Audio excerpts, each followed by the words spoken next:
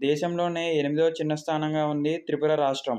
ఈ రాష్ట్రంలో ఇప్పుడు విద్యార్థుల్లో ఎయిడ్స్ కలకలం తెప్పిస్తుంది. అవును, మీరు ఇంది నిజమే. ఈ రాష్ట్రంలో ఇప్పుడు విద్యార్థులు ఎయిడ్స్ బారిన పడ్డారు. గడిచిన కొద్ది నెలల్లోనే 47 మంది విద్యార్థులు ఈ ఎయిడ్స్‌న బారిన పడి చనిపోయారు.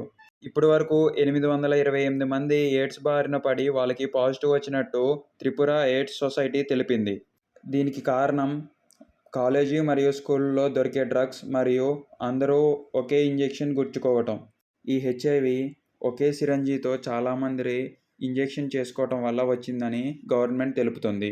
ఇంకా టెస్టులు కొనసాగే సందర్భంలో ఇంకా ఏం జరగనుందో తెలియాల్సి ఉంది. గవర్నమెంట్ ఇలాంటి చర్యలు అతి తొందరగా తీసుకోవాలని మిగతా స్టేట్లు కోరుకుంటుంది. తెలంగాణ మరియు ఆంధ్ర ప్రభుత్వం కూడా దీని మీద దృష్టి సాధించాలని కోరుకుందాం. ఇంకా భయానకమైన విషయం ఏంటంటే ప్రతిరోజు 7-9 వరకు కొత్త హెచ్ఐవి టెస్టులు పాజిటివ్‌గా వస్తున్నాయి విద్యార్థుల నుంచి.